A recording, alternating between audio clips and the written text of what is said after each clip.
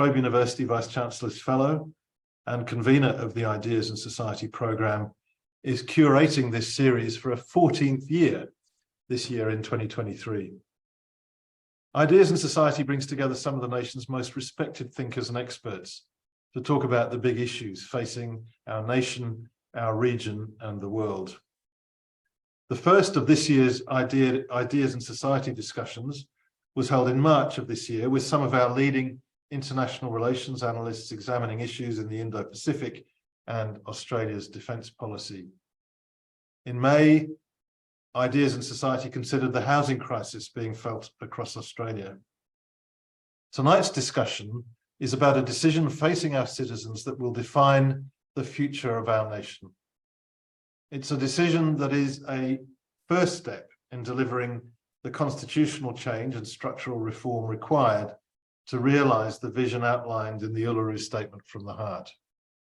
At La Trobe University, we are committed to enabling and supporting self-determination for Aboriginal and Torres Strait Islander peoples through a rights-based approach, both inside and outside the university. We support the Uluru Statement's call for the establishment of a First Nations voice enshrined in the Constitution and a Makarrata Commission to supervise a process of agreement-making between governments and First Nations and truth-telling about Australia's history. We haven't, of course, directed our staff or our students on how they should vote in the referendum that will be held sometime between the 19th of August and the 16th of December. However, we do have an important leadership role to play by contributing to public discussion and helping members of our communities to make an informed decision for themselves about how to exercise their vote in the referendum. And tonight's event is an important part of our contribution to those discussions. This referendum on the voice is arguably the most important poll since the vote that established the Constitution for a federated Australia some 125 years ago. It's certainly one of the most critical moments in Australia since 1967, the year of the historic referendum that overwhelmingly and rightly endorsed the inclusion of Indigenous people in the counting of Australia's population and gave the Commonwealth Parliament the capacity to legislate in matters concerning Australia's Indigenous peoples. Incidentally, while Australians have rejected most proposals for constitutional amendments, approving only 8 out of 44 referendums since Federation, in the 1967 referendum, a resounding 90.77% voted yes, the highest ever yes vote in an Australian referendum. So we're now at a pivotal moment in the campaign for the 2023 referendum. The official pamphlets outlining the cases for voting yes and no were released by the Australian Electoral Commission last week, and they will be mailed to more than 12.5 million households over the coming weeks. Tonight, we are deeply honoured that one of Australia's most prominent Aboriginal activists and community leaders, Noel Pearson, is with us tonight to talk about what he has described as an opportunity to complete Australia. Noel comes from the Guuga Yimadeer community of Hope Vale on the southeastern Cape York Peninsula. He's a lawyer, founder and director of strategy for the Cape York Partnership and founder of Good to Great Schools Australia. Noel also co-founded the Cape York Land Council and helped to establish the Apunipima Health Council, the Balcanu Cape York Development Corporation, and Indigenous Enterprise Partnerships. He served as a member of the expert panel on constitutional recognition of Indigenous Australians and the Referendum Council.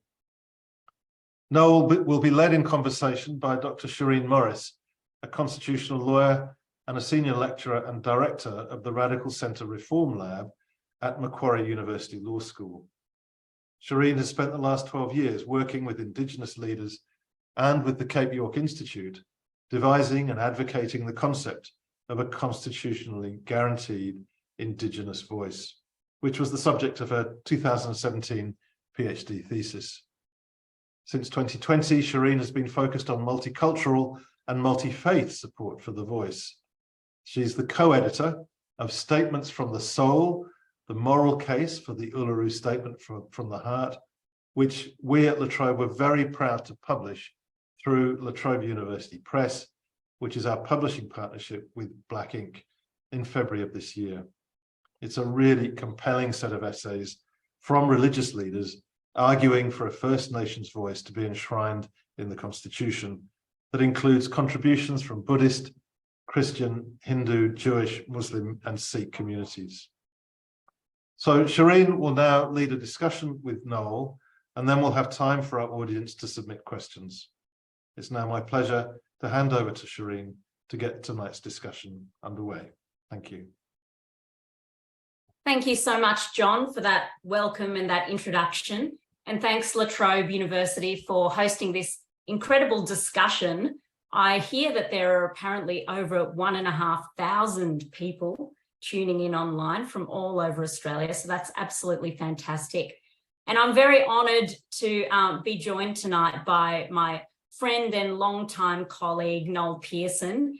John did a great job introducing you, Noel, but I started working with you way back in 2011 as a fresh-faced, not yet quite finished my law degree, law intern.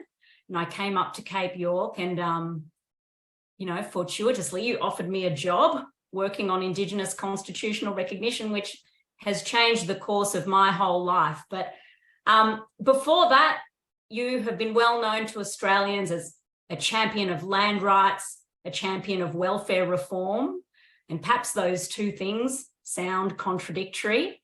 And maybe that's explained by the fact that you're also a champion of the radical centre, you know, the idea that the best ideas can germinate through collaboration across political divides, but also by getting insights from across the political spectrum.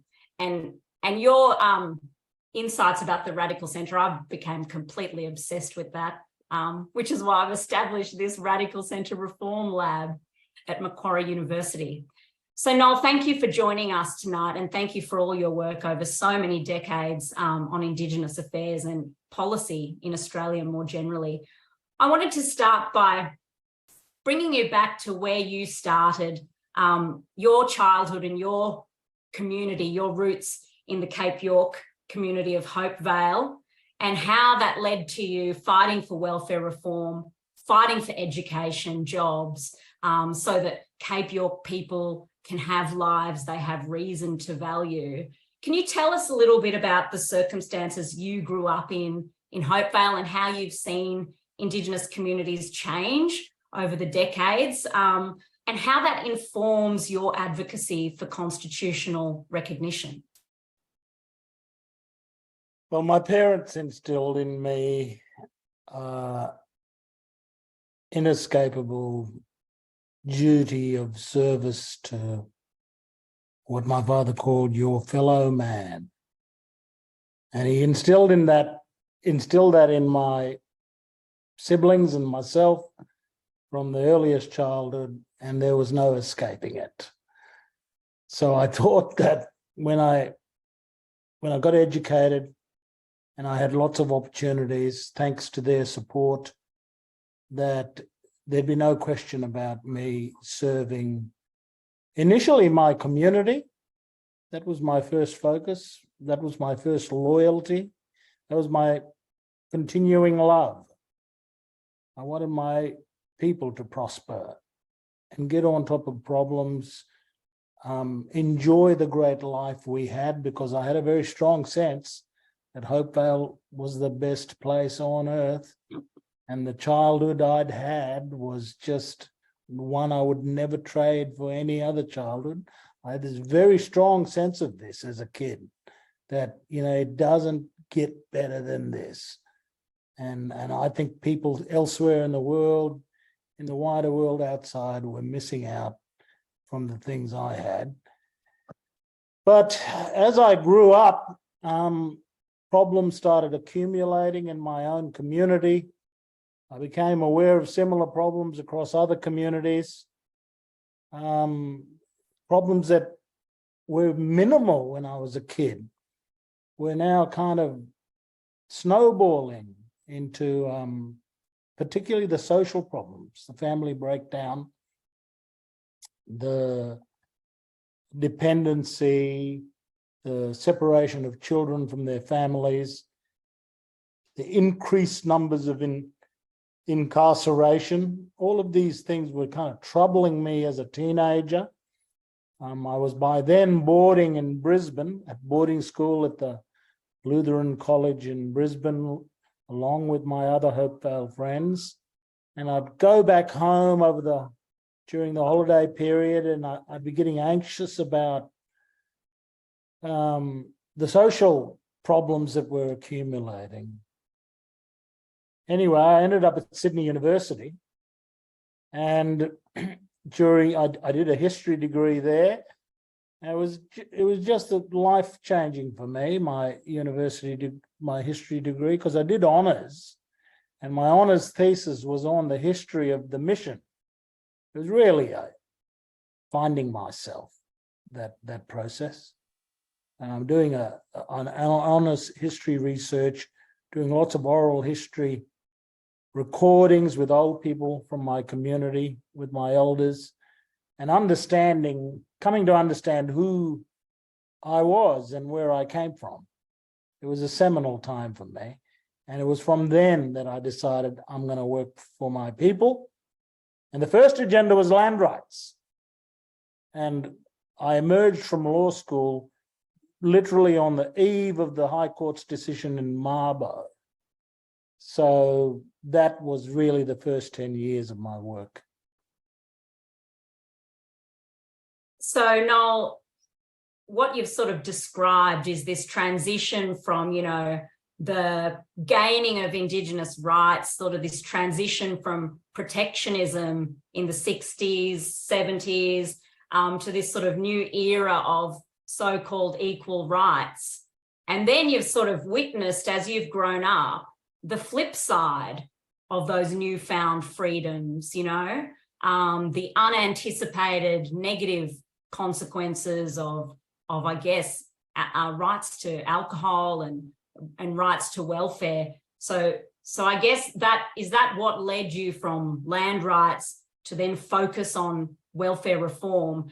Can you give us a sense of how did those struggles on the ground, whether it's winning land rights or convincing governments to inject a bit of responsibility into the welfare system, how did that connect in your mind to the constitutional reform and recognition agenda? Well, I spent 10 years working on land rights, working on the Wick case, working on native title claims. And by the way, it's a bit more than 30 years later. And Cape York will soon have 98% of its region settled in terms of native title. It's been a long game. I worked very intensely in the first 10 years. And a new crop of leaders came along and I supported them. But the long game of 30 years has seen justice under the Mabo decision for literally all of our people in the region. So I've been a long game player along with my colleagues, setting a goal and sticking to it over the 3 decades.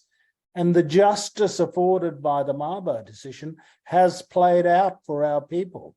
And in about 18 months, 2 years, we will finish the last terrestrial land claim. But at the same time, in that first 10 years, I was thinking, well, the grog's got out of control, the drugs, the incarceration rates, the family breakdown, the social problems, the terrible epidemic of cannabis use and bipolar disorders that stemmed from that. All of these problems were kind of accumulating, and I thought, well, time for me to leave the land rights to my colleagues, and we need to tackle the social and economic situation. And it became very clear to me the role of welfare in causing that breakdown, and the fact that we had to tackle it full on. So by the time 2000 came along, we had this twin agenda, 2 agendas: 1, land rights, 2, welfare reform. Yeah, right.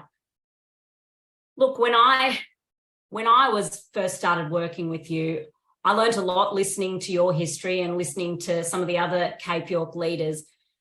And my connection of these pieces was, I think, the way power operates under the Constitution, you know. Like the first thing I learned was the history, the fact that we had these constitutional conventions in the 1800s where the representatives of the colonies got together and negotiated how they were going to unite to create this new nation, Australia. But importantly, what they were doing, they were deciding how to distribute power. You know, how are they going to distribute and regulate and share power in this new country? Because the Constitution is all about power. It's a power sharing compact. But what I learned is that Indigenous people didn't have a single representative in those discussions. And so as a result, the Constitution that came into force in 1901 contained clauses explicitly excluding them. And it created this really top-down power relationship with Indigenous communities. And, you know, the Uluru Statement talks about the torment of their powerlessness. And as I looked through the history of the laws and policies that have been enacted under the Constitution, I could really see this unfair power dynamic playing out in those laws and policies. And you've talked about it in your writing in Up From the Mission, you know, some of those discriminatory policies, laws denying the vote in some jurisdictions right up until the 60s, denying equal wages, sometimes non-existent wages paid for hard work, removing children, sometimes banning languages from being spoken. There's one point in one of the essays in Up From the Mission where you recall family members needing to seek permission to buy a car, you know, under the protection regime. And even though now most of that hardcore discrimination is in the past, you see this top-down power dynamic playing out even in the well-intentioned policies, to close the gap, for example, but that fail. And so we are failing abysmally to close the gap. So how Cape York, I think the history of Cape York, we've seen that power dynamic in play, but you've also spoken about how Cape York people have been at the forefront of some of the key steps towards justice, towards rebalancing that power relationship, you know, whether it's the Kuata case, Mabo, the Wick decision. So is this referendum, I mean, I guess I've started to view this referendum as the next key step in creating a fairer place for the First Nations in this country and creating a fairer power relationship. Is that how you view it? And is that how Cape York communities are viewing this upcoming referendum? Well, during the 90s, when I was working on land rights, I was very conscious of what Pat Dodson was doing with the Council for Aboriginal Reconciliation. So the process that was set up by the Hawke government and continued by Keating was driven by the Council for Reconciliation. And as I understood, their agenda was to have a dialogue with the Australian community about reconciliation and how a document of reconciliation of some sort would advance the process. And much of the 1990s was spent in trying to make the ground receptive, make the Australian community receptive to an eventual adoption of a substantial reconciliation document. The nature of the document wasn't clear and wasn't explicitly articulated, but certainly the work of the council under Pat Dodson was directed at a settlement. That was the discussion that Pat had and the council had, was directed towards an eventual settlement between Indigenous people and the rest of the country. Now, of course, the government changed in 1996 and the whole reconciliation process really fell into a heap by 2000. We didn't achieve in those 10 years the aims that Patrick and Linda was on the Council for Reconciliation as well. All of these people who worked so very hard, Indigenous and non-Indigenous, the aspiration of that process wasn't realised. So I'm aware of it, and I'm aware of both then and previously the call for constitutional recognition. And so I just, my work in this area is really just a continuation of the work that had been done by people prior to my generation. And but at the same time, I'm working on empowerment from the ground up. I'm helping, I'm directing all of my thinking about, how do you empower families and communities to get out of the social problems they're facing and to take charge of their lives and take a fair place. So this kind of bottom-up empowerment was my day job for the last 20 years, trying to think of ways and supporting individuals and families and communities rise up, notwithstanding all the kind of structural difficulties that are facing them and that they're trapped inside of, the disempowerment of the systems that they live in. Notwithstanding that, I'm trying to get people to rise up and take charge of their children, get their children strong, because I'm thinking, oh, we need these children. We need these children to continue the struggle. And the more educated they are, the more healthy they are, they can, if we develop them, we at least have, we have the leadership of the future. So I spent a lot of time during the 2000s and the 2010s, all about empowering people from the ground up. At the same time, when you come along, Shireen, we're starting to think about power at the structural level. We're previously working on the ground, but now we're thinking about the apex of power, and the apex of power is the Constitution. If there's going to be structural reform, we've got to start there. And so we're trying to work on the problem at those two levels, both on the ground level, at the behavioral level, at the family level, at the economic level, and getting people mobilized, notwithstanding the structural circumstances there that constrain them so much, that torment them so much. Whilst we're doing that, we're also seeking opportunities to fix the structure. And constitutional reform, I believe, is the starting place for structural reform. Yeah, it's kind of a radical centre insight, that one, isn't it? The right would say you got to pull yourself up by your bootstraps, and you can do a lot of pulling of those bootstraps, I think, as you and others have done in Cape York and other places for a long, long time, and that can get you a certain amount of the way. But as long as there is this top-down structural power dynamic, the torment of powerlessness continues, because without the structural reform, you're not going to solve the problem fully.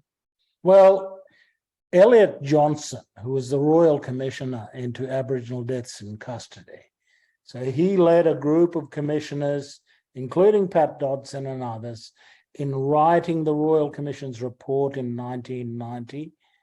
He observed that the problem with incarceration and death is that whilst the death rates of Indigenous people are lower than the wider population, it is the fact that too many Indigenous people, the overrepresentation of Indigenous people in prison, that is driving the high death rate. And And Elliot Johnson said the fundamental conclusion, he made 333 recommendations, and a lot of them were about prison facilities and procedures and so on, legal procedures and practical procedures and so on. But the one thing he did recommend as a conclusion, an overall conclusion to the report, was that there needed to be empowerment of Indigenous people. There was no way out of our problems unless there was empowerment. But the problem with the Royal Commission's report is it correctly identifies the issue of empowerment, but it doesn't tell us how we do it. How do we achieve empowerment? How do you empower disempowered people? And there's no straightforward answer in the Royal Commission's report. We started about 15 years ago, 12 years ago, really putting our heads to that question. Okay, and the answer is we need a set of structural reforms. We need to get the structural relationship right between our people, who are like, my metaphor was, we're like, remember, Shireen? Yeah, the elephant and the mouse. We're like the 3% mouse, and the government is the 97% elephant. How structurally, and my metaphor was kind of sitting on a seesaw. How do we get where do you put the fulcrum to get a equal relationship, equal power relationship between the 97% elephant and the 3% mouse? The fulcrum's got to sit in a certain place, and in order for the mouse to have dignity and a fair hearing in that relationship.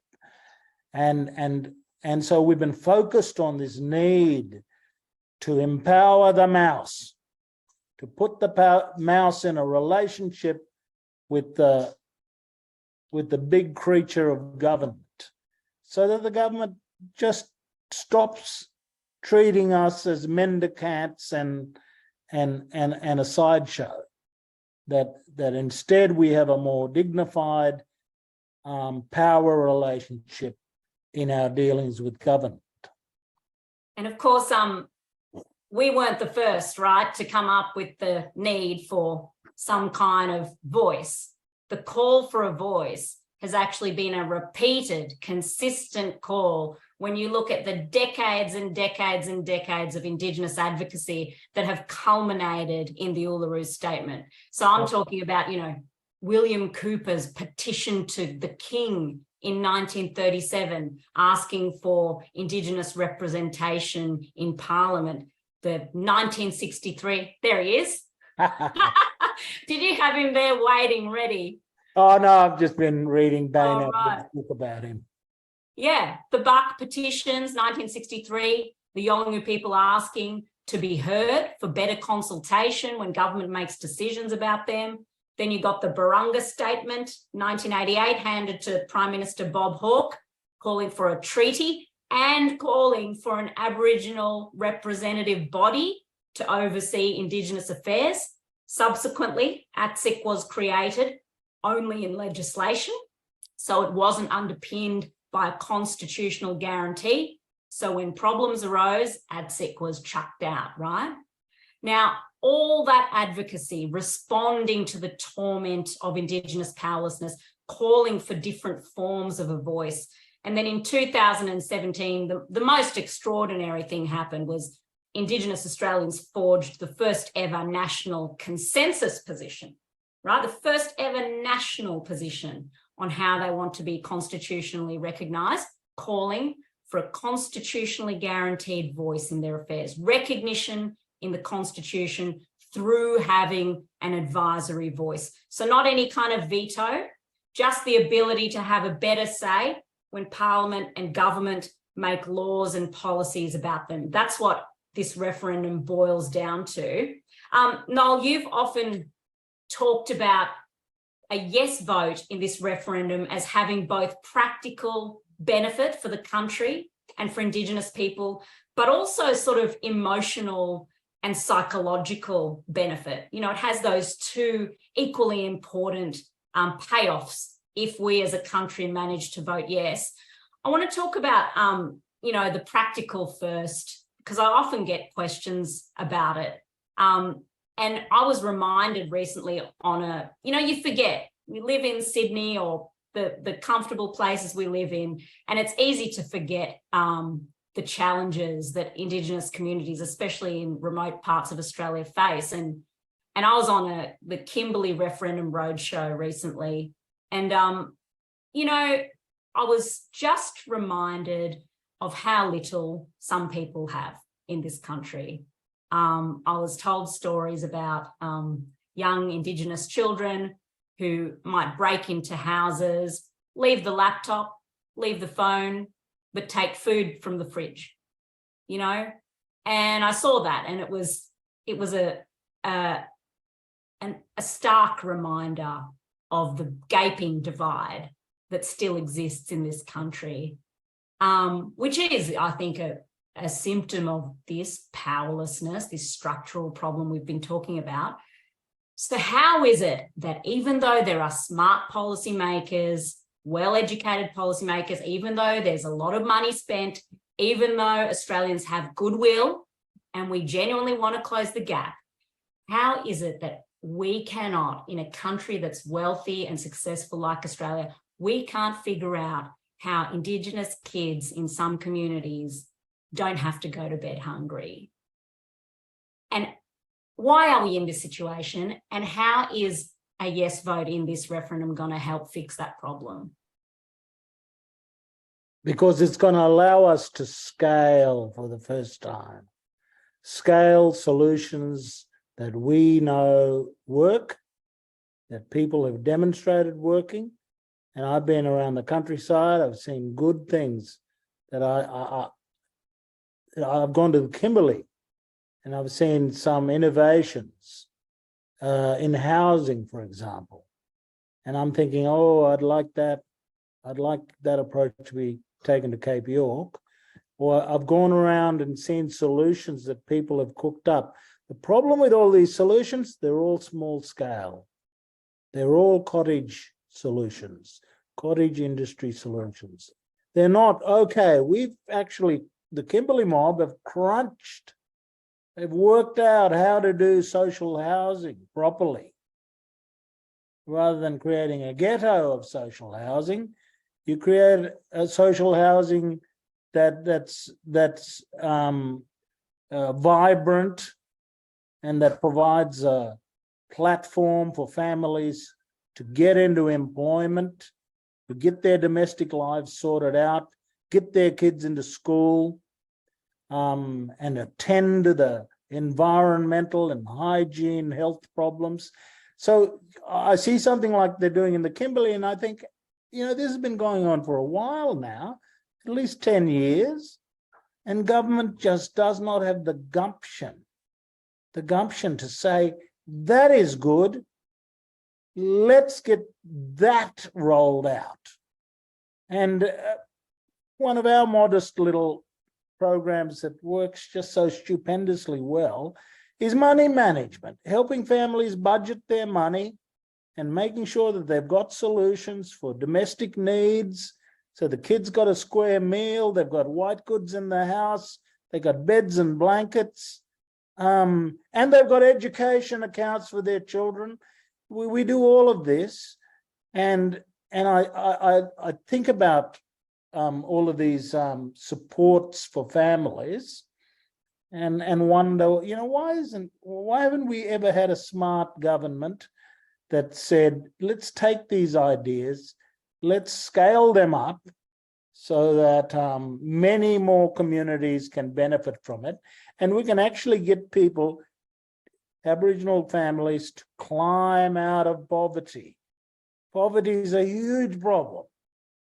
And I really think that the work I've seen across the empowered communities in the Kimberley, Arnhem Land, down in La Perouse, and down in Shepparton, those communities, I think, have done more social innovation about how to tackle poverty than the mainstream have.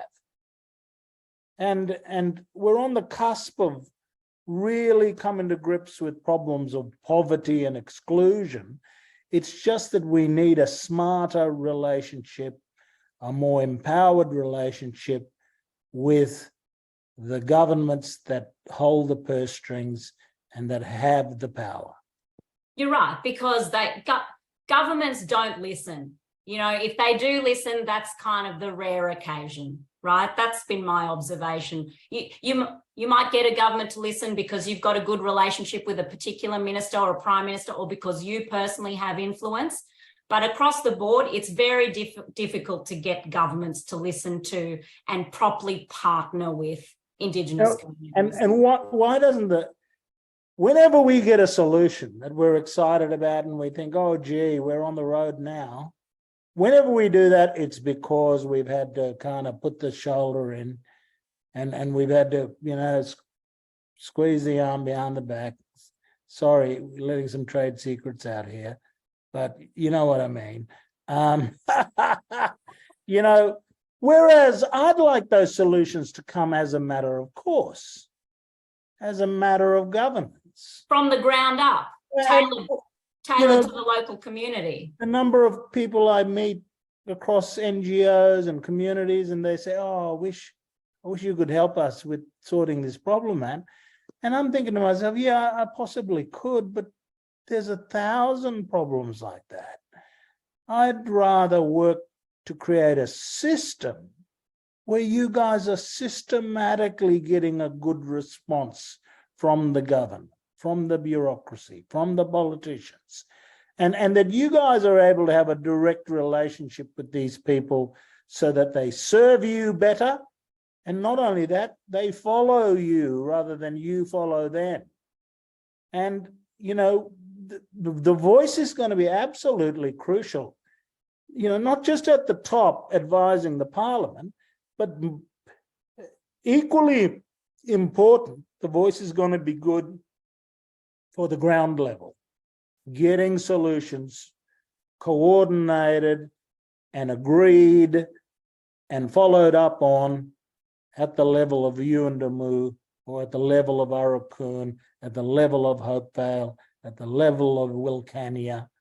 You know, that is where we need the voice to really come into its own at the local and regional level. And of course, there's some big picture issues that need to be sorted out at a national policy level. But what communities need is the bricks and mortar, you know, the nuts and bolts of local action. And hopefully, you know, this voice is going to deliver on that. So Noel, I'll return to the symbolic later, but I want to turn now to the constitutional drafting, right? So you've heard about how Indigenous communities and leaders have asked for a voice in their affairs for a long time. But when I was naive and I first started working with you, fresh out of Monash, I looked at the discriminatory provisions and the discriminatory history, and I thought to myself, this is back in 2011, I thought, you know what, we need an equality guarantee in the Constitution. And Cape York Institute pushed this idea of a racial non-discrimination guarantee of the kind that other constitutions with bills of rights have, but Australia doesn't have that. We don't have a Bill of Rights. We've got the opposite. We've got provisions in there saying racial discrimination is allowed. And we pushed this, and you were on the expert panel at that time, and the expert panel pushed this idea of an equality guarantee. Well, then in 2012, we got this massive political wake-up call. Big pushback from the political right and from constitutional conservatives saying, no, we don't want this one clause Bill of Rights, they called it. This will hand power, take power from Parliament, give it to unelected judges who will strike down Parliament's laws. That was the objection. And I remember you said to me, we got to rethink this whole thing. You, in true radical centre fashion, you acknowledged that support across the political spectrum was important. So we wanted to, you said, let's address conservative concerns, but do so in a way that addresses Indigenous aspirations for substantive empowering constitutional reform, because of course Indigenous people have never petitioned a king for a preamble. You know, they've always wanted something empowering. And so back in 2013-14, we went through an extraordinary process of reaching out to our most vicious opponents on the right, who were hammering us most hard about this so-called one-clause Bill of Rights. People like Julian Leeser, MP, who back then was the convener of the Samuel Griffiths Society, hardcore constitutional conservative protector of the Constitution. People like Professor Anne Toomey, Professor Greg Craven, and so on. And we said to them, come on, guys, you have to admit the Constitution has presided over a lot of discrimination. And they said, yes, it has. We just don't agree with your solution because we don't want to give power to the High Court. We think Parliament should stay in charge of those decisions.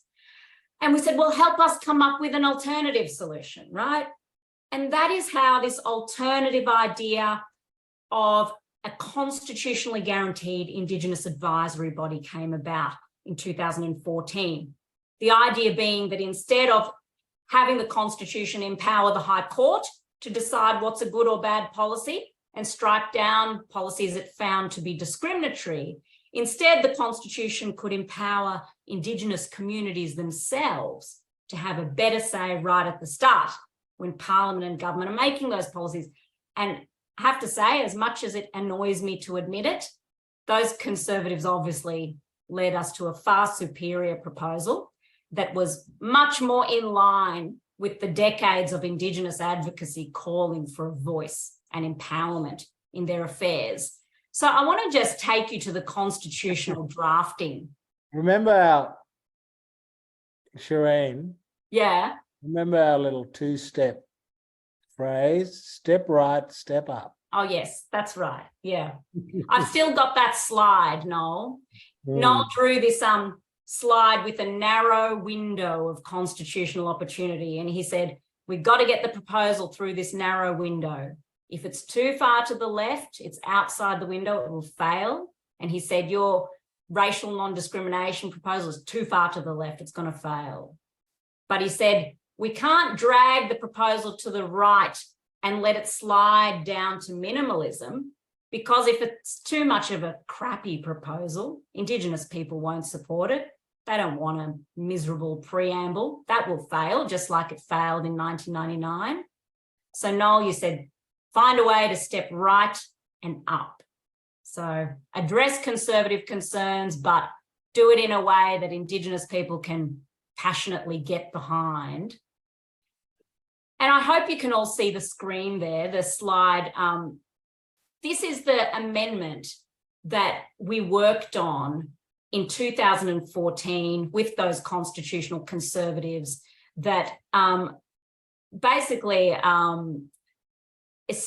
requires Parliament to establish an Aboriginal and Torres Strait Islander body, which would have the function of providing advice to Parliament and the executive on matters relating to Aboriginal and Torres Strait Islander peoples.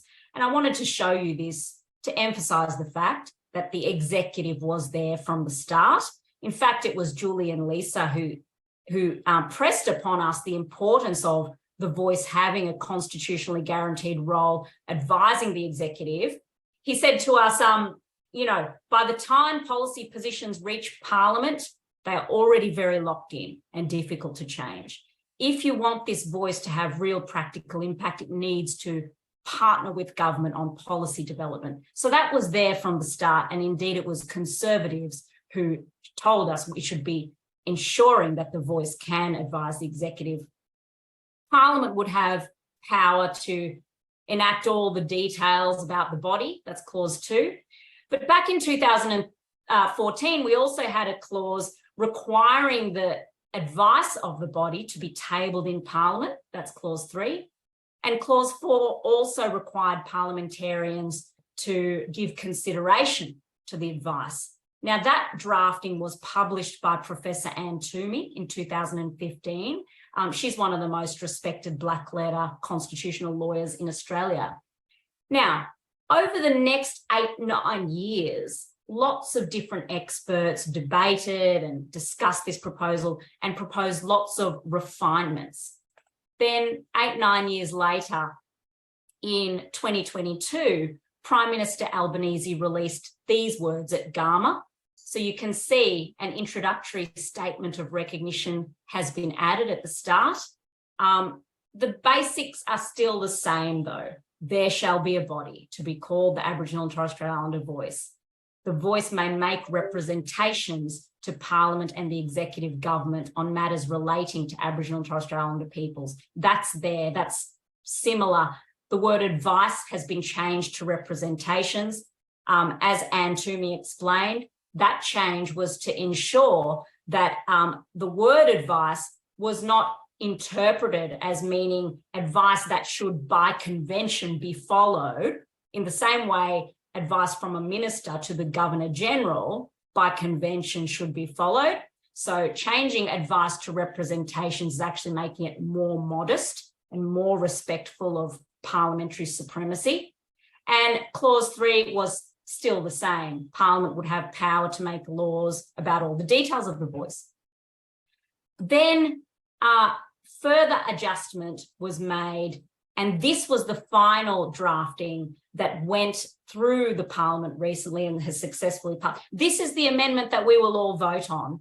And Noel, I'd just like you to take the audience through what this amendment means, if you don't mind. Okay. So I've been around the countryside for the last few weeks in Tasmania and New South Wales and Melbourne and so on, and I've been trialing some, because in response to all the questions and issues that people raise, I've found that the best pedagogy to get people to comprehend what this is all about is to actually go to the provision, the alteration that has been passed through the Parliament and that we will vote on sometime later this year.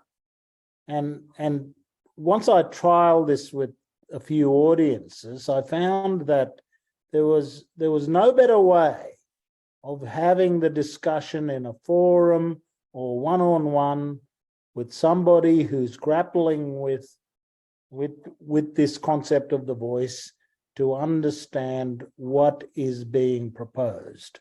So I take them through the wording of the proposed Chapter 9 and Section 129 of the Constitution. And I point out that this preambular sentence is all about recognition. In recognition of Aboriginal and Torres Strait Islander peoples as the first peoples of Australia. And that is how we're securing the recognition. And that is how we're giving expression to recognition in the Constitution. It's in that first phrase, in recognition of Aboriginal and Torres Strait Islander peoples as the first peoples of Australia. And then the first clause goes on, serves another purpose. And that purpose is the guarantee. What are the Australian people guaranteeing with this vote to Indigenous people? And the guarantee that the people of Australia are giving to Indigenous people is the guarantee that there shall be a body. This is not subject to Parliament's will. It's not subject to the government of the day. It's the Australian people providing the guarantee, sanctioning the guarantee in the Constitution that there shall be a body. So that first subsection there is really about what is the guarantee. Now, the second subsection is about purpose. What is the purpose of this voice? And it reads, the Aboriginal and Torres Strait Islander voice may make representations. That's the purpose, that it may make representations to the Parliament and to the executive government of the Commonwealth And what on what? What are the representations about? On matters relating to Aboriginal and Torres Strait Islander peoples. Now, I just don't know how you squeeze parking tickets and nuclear submarines and so on into that clause as a purpose of this voice. The purpose is clear, that it's on matters relating to Aboriginal and Torres Strait Islander peoples. And Professor Toomey explained in Sydney last week, or at least, reminded us that making representations is like the universal democratic right. That's what anybody does when they make representations to Parliament or government. So this making of representations is the same as anybody approaching Parliament, approaching government in relation to issues that they want to raise. And then the third subsection is about detail. And for somebody who's been around these words and around these discussions and arguments and debates and so on for as long as I had, it became clearer to me when I analysed this provision like this, because the detail is in subsection 3. Where's the detail? Who's hiding the detail? Who's not supplying the detail? Well, the answer is in subsection 3. It reads, the Parliament shall have power to make laws, including composition, functions, powers, and procedures. There's your answer on detail. It's the Parliament which will have the power to make laws, including the composition, functions, powers, and procedures of the voice. So it's all there. It's very clear that it's the Parliament's responsibility. And of course, what we've had is months, almost 3, 4, 5, 6 months dedicated, where parliamentarians themselves have been asking where the detail. Where is the detail, Mr. Albanese? And conveniently overlooking what subsection 3 clearly says. Subsection 3 says it's your responsibility as the Parliament to make laws in relation to this detail. And so I would urge, Shireen, if you could move to the next one, I would urge that those of you who are challenged with explaining this to family members, colleagues, workmates, community members, people in forums, that this is I think a very good way of thinking about it. Recognition, guarantee, purpose, and detail. And I just want to say one last thing about detail. It does not say the government has the responsibility for the detail. It's not the Albanese government that has responsibility for the detail. The provision says it's the Parliament. In other words, Albanese has to get the Parliament to pass the law. And of course, Labor does not have control of the Senate. That means the Greens and the minor parties have got a role in this whole thing as per any legislation. Noel, thank you for that. The thing I want the audience to understand, having looked at this history and looked carefully at the words of the amendment that we are now all going to vote on, is the trajectory, right? This started, constitutionally speaking, it started as a conservative, pragmatic, modest compromise, a noble compromise. Greg Craven called it modest yet profound, because it's modest, constitutionally speaking, but it has potential to deliver true practical benefit for Indigenous people in the country.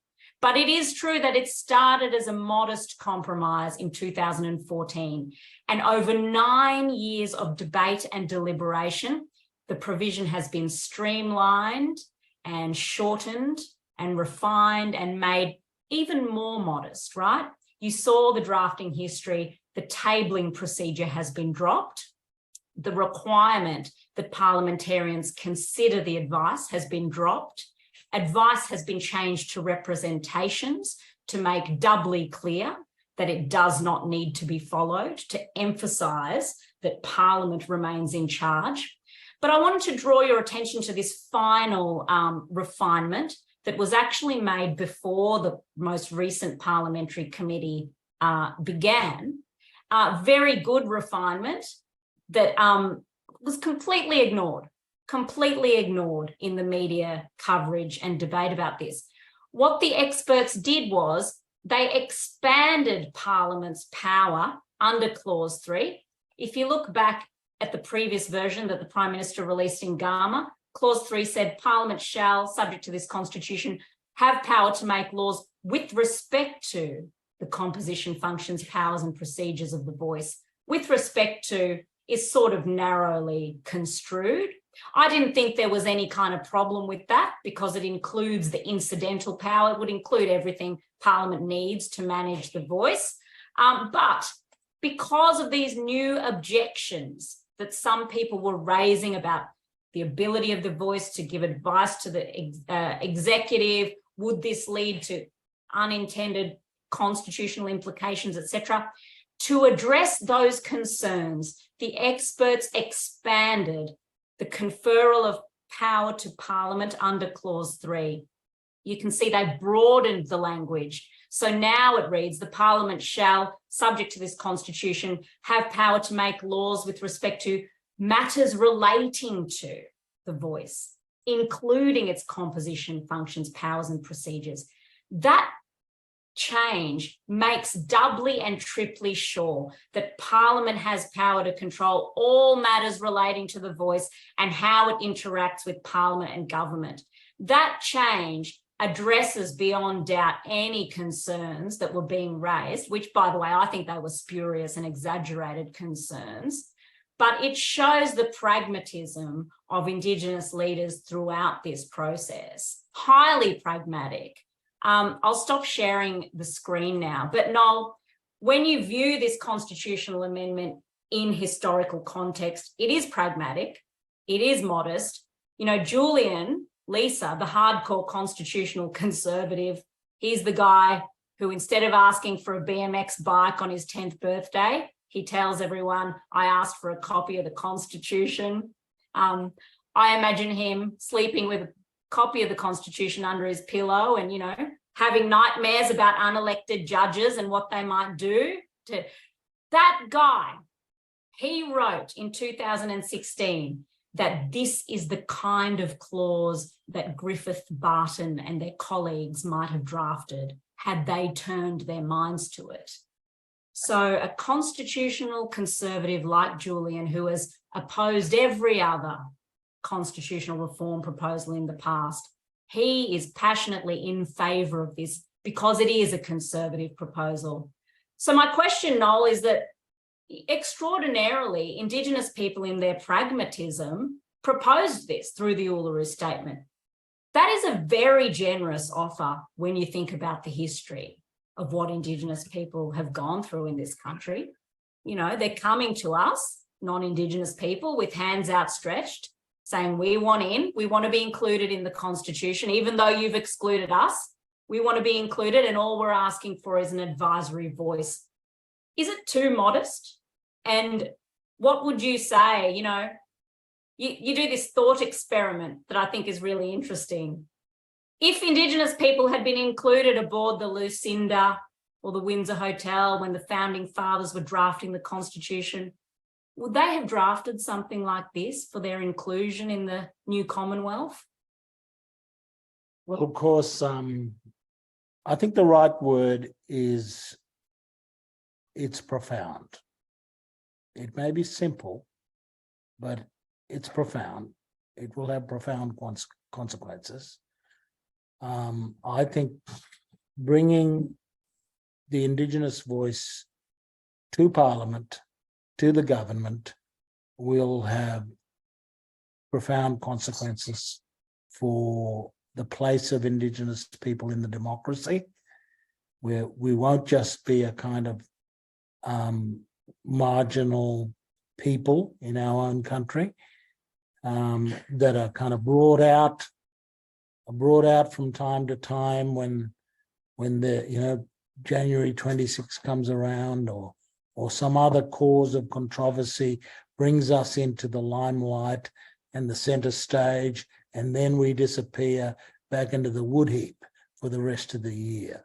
I think the voice will make sure that the issues that our people need to be brought to the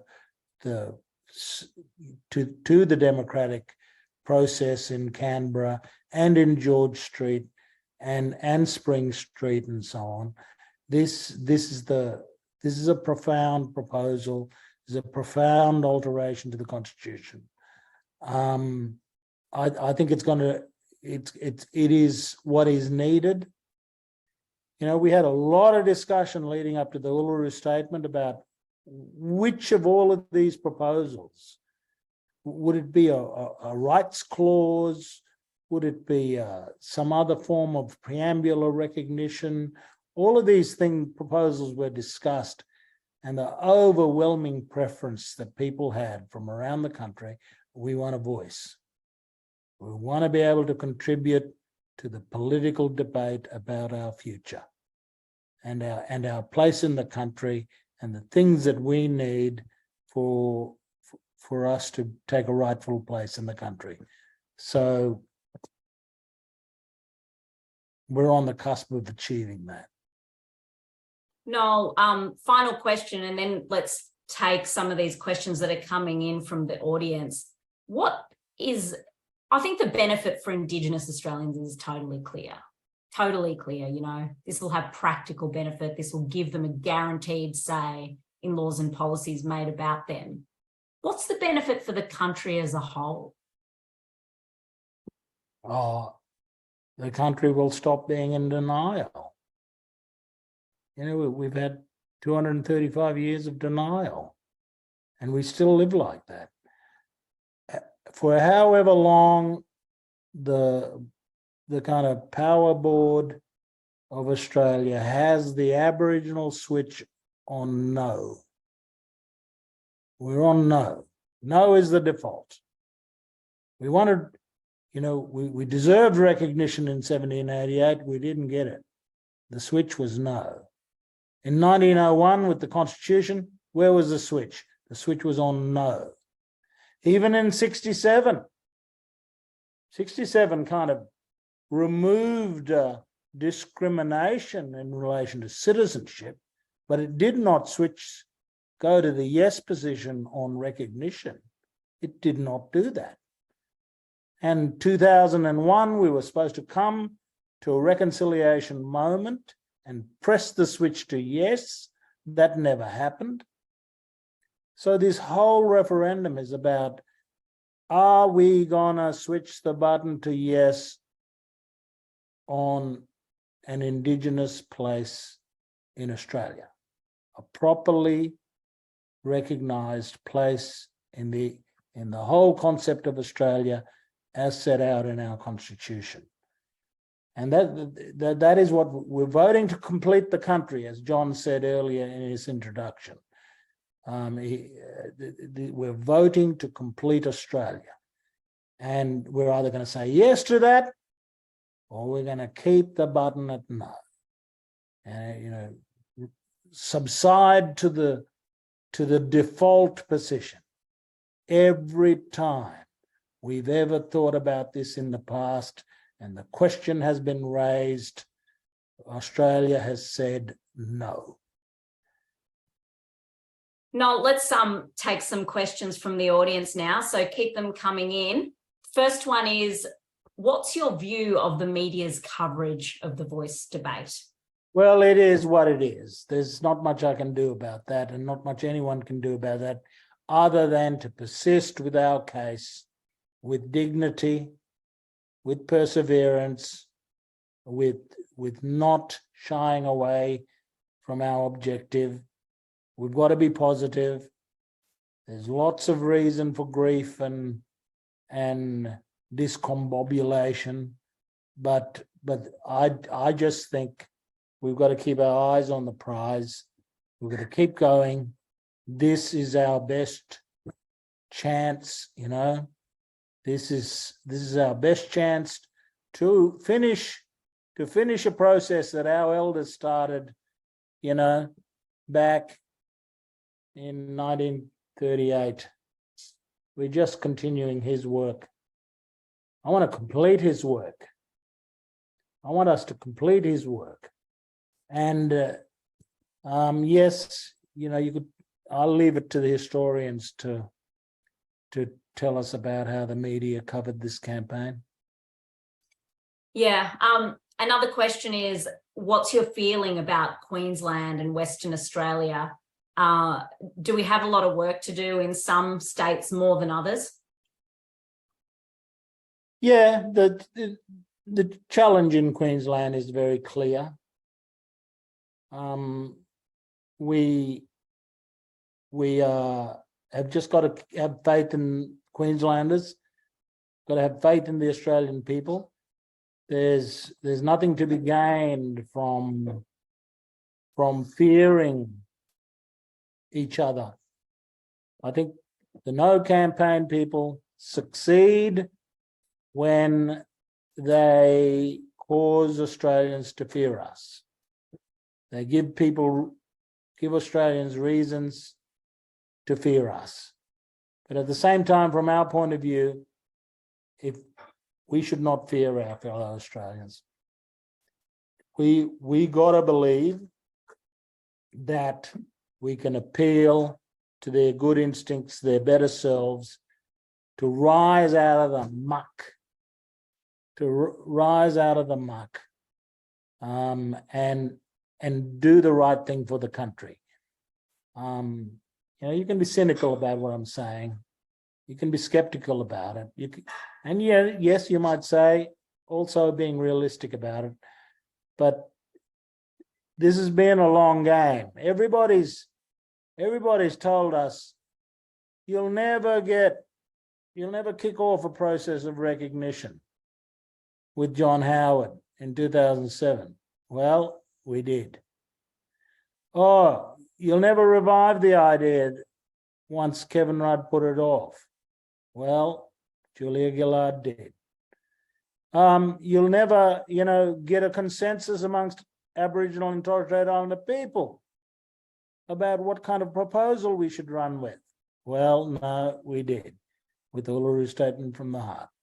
Oh, you'll never get the thing through Parliament. You'll never get the alteration bill through Parliament. Well, it's gone through Parliament. You know what I mean? This has been a long road, and every hurdle that people have cynically said, that hurdle is insuperable.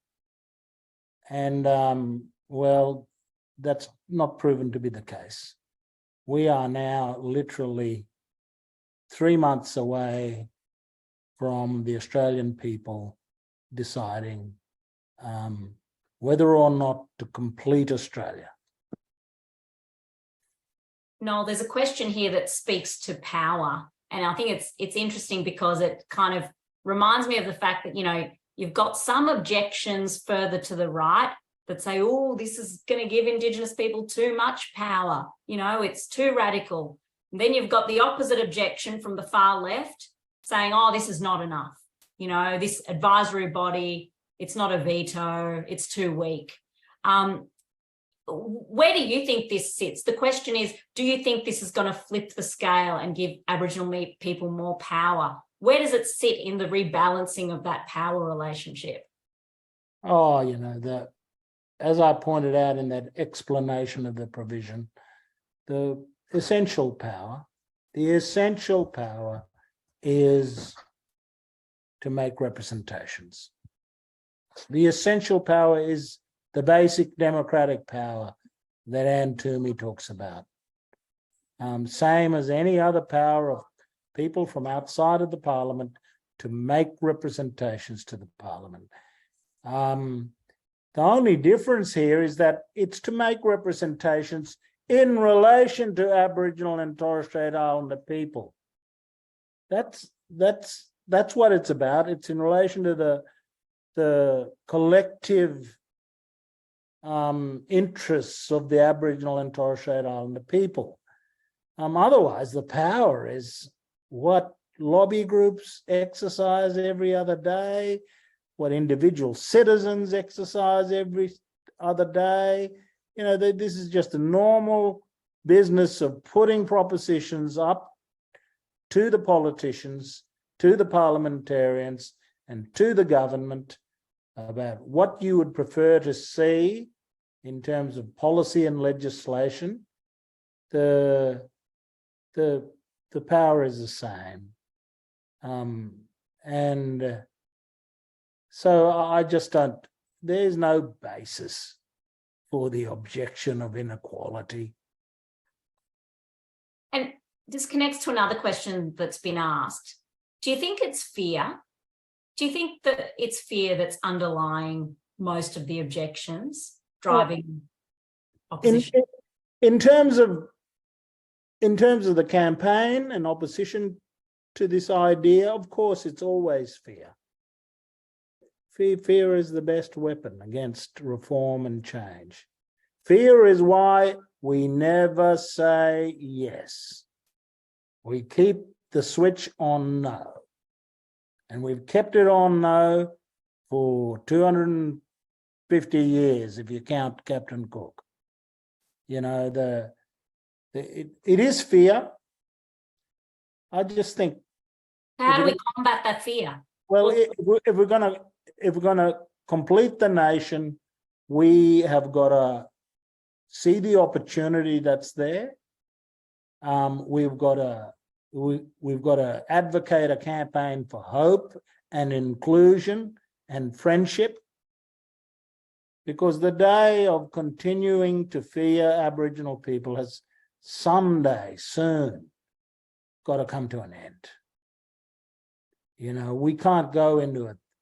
You know, we can't finish a 3rd century of fearing the original people. This is their home. They got no other home on planet Earth other than this one. And we have to ensure that the Australia that continues into its 3rd century is an Australia that puts its fear of Indigenous people aside, embraces them as fellow members of the Australian people, and we put this stuff behind us. We put the bad stuff behind us. Yeah, it's the yes case has that challenge, doesn't it? That we can't deal in lies and fear. That's sort of the easy low road. We have to answer the lies with facts. We have to deal in the truth, and we have to answer the fear with love. So that is our challenge as advocates for this.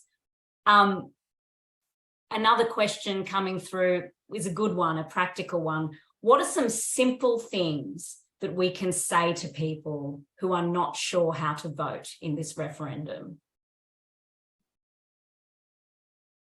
Well, do you want an Australia that includes and recognises Aboriginal and Torres Strait Islander people in the Constitution? And point to them the first line of the amendment, which says, in recognition of Aboriginal and Torres Strait Islander people as the first peoples of Australia. That is very straightforward.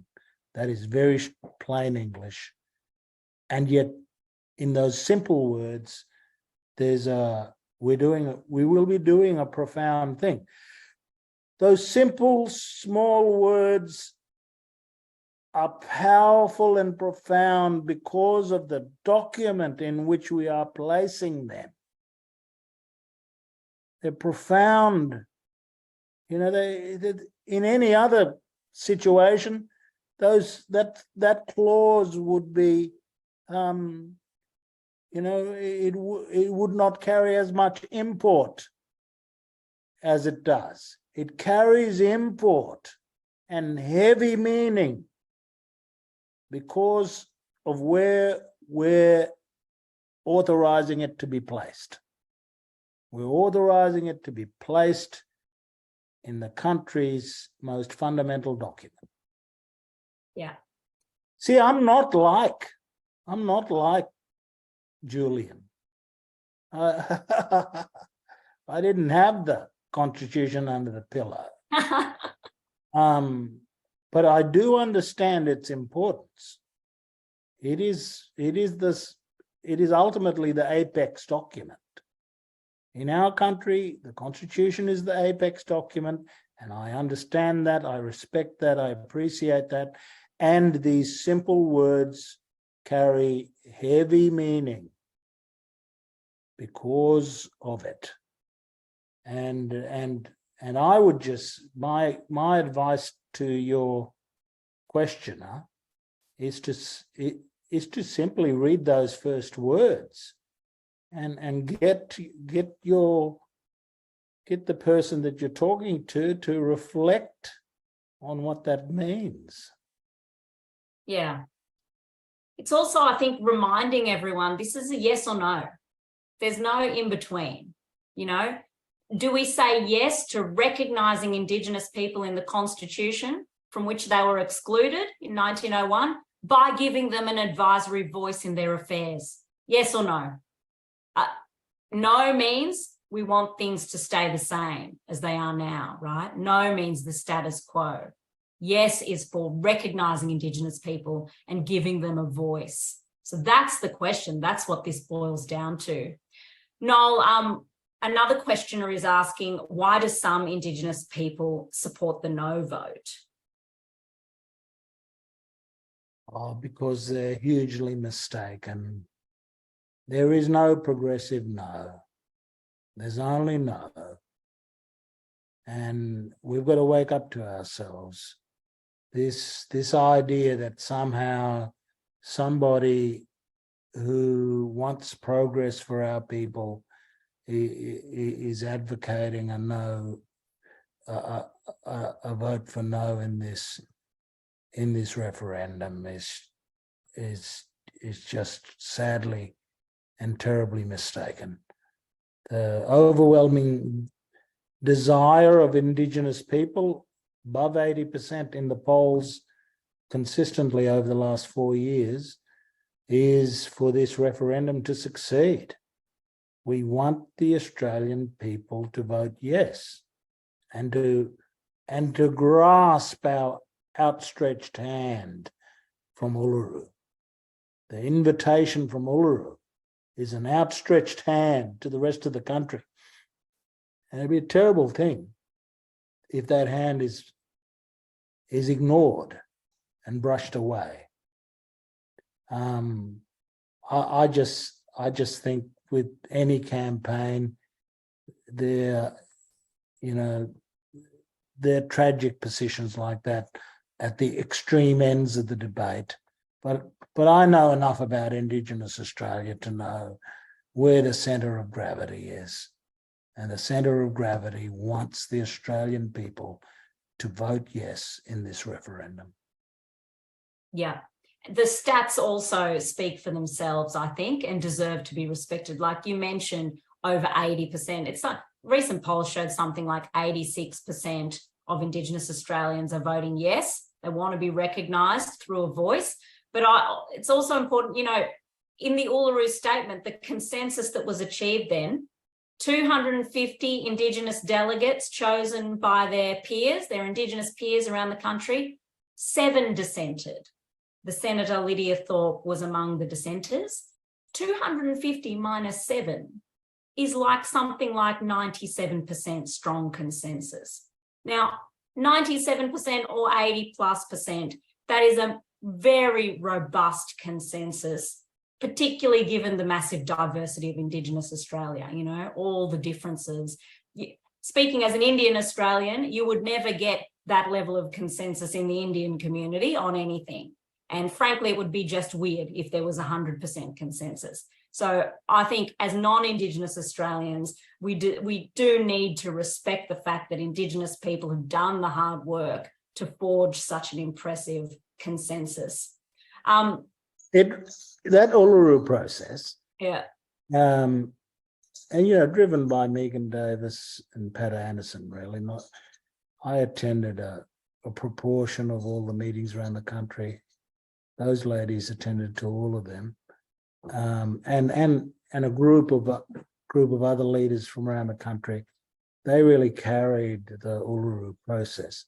But my view is there has never been a higher benchmark of collective self-determination than the Uluru process. Oh, it was it. We've never done anything in the history of Indigenous struggle as rigorous as the process that led to the Uluru Statement. I had no idea what would emerge from it. And I had no idea we would reach such a... I wasn't even in the room when they took the vote. I don't know what I was doing. I was dealing with some lunatic on a legal question on the side or something. But so I wasn't there. People came out and said, "Oh, we've had a vote." And I said, "What happened?" I said, "Oh, there was just everybody in favor of it." So that process was, I've been involved in a lot of fractious and other less fractious processes over 30 years in Indigenous affairs, and I just haven't seen anything as good as that process. Noel, this will be the final question before we just make some concluding remarks. How does the Voice proposal compare to other similar Commonwealth democracies like Canada and New Zealand, for example? Oh, I should ask you. That's the kind of question I usually flick to you. Well, do you remember we went to New Zealand? Yeah. We did a trip to New Zealand in 2014. I mean, Australia is way behind the mark. Way behind the mark. We are the only colonised Western democracy that doesn't recognise Indigenous people in the Constitution, firstly. Other countries have substantive recognition of Indigenous rights and they give Indigenous people a voice in their affairs. So New Zealand, they've got reserved Maori seats in Parliament and they've got the Maori Council to give advice. Actually, the acts that users make representations. The Maori Council makes representations to the government on Maori affairs. The Scandinavian countries have substantive recognition of Sami rights, and they've got Sami parliaments, which are basically Sami advisory bodies. The Canadian Constitution has got recognition of Aboriginal and treaty rights, very strong recognition. And there's the Assembly of First Nations that partners with government on policy development. Australia is so far behind these other countries. It's ridiculous. Noel, tell us what non-Indigenous Australians need to do to help this get over the line as your concluding remarks so we can close off. Okay, fellow Australians are going to own this referendum. You're the 97%. We're only 3%. Even if we 100% voted in favour, we can't turn anything in this referendum. It's only the 97% and the will of the 97% that we can flick the switch to yes. And the country will change. Oh, the country will change forever for the good. Going to do a great thing. But it'll only happen if the 97% get up and take responsibility. This is your constitution, and the history we're trying to solve is our history.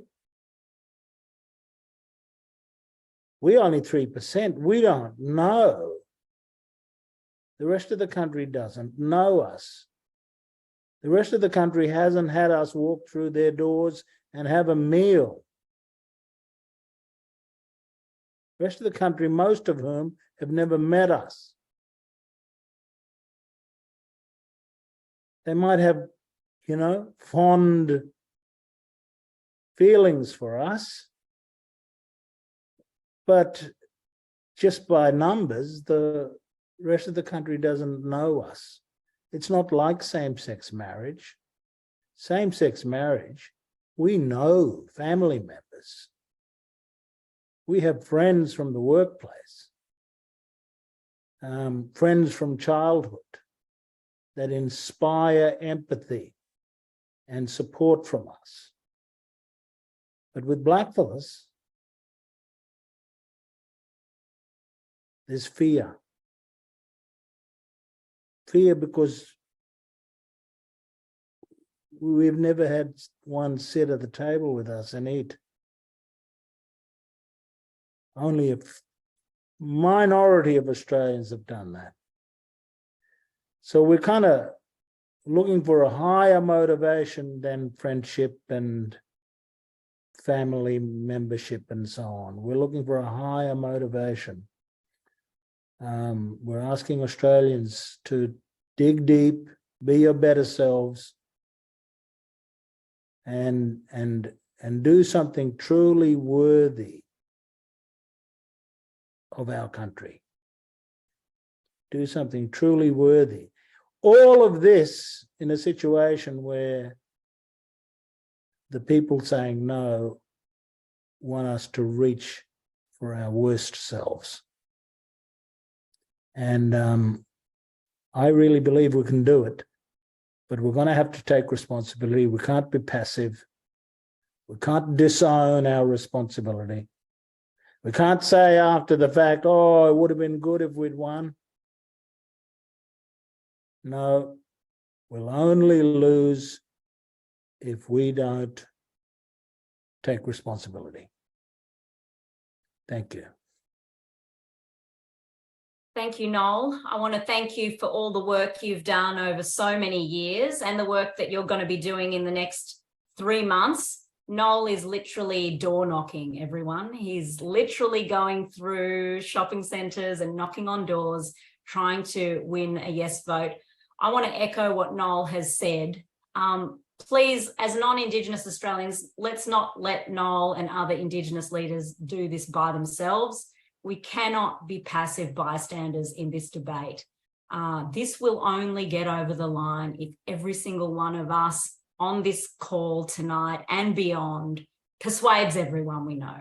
Think creatively, do what you can to help. And if we truly stand in solidarity with Indigenous people, the referendum will succeed. And as Noel said, we will complete Australia. So thank you so much for joining us tonight. And I look forward to seeing you, Noel, again on the campaign trail. Good night, everyone.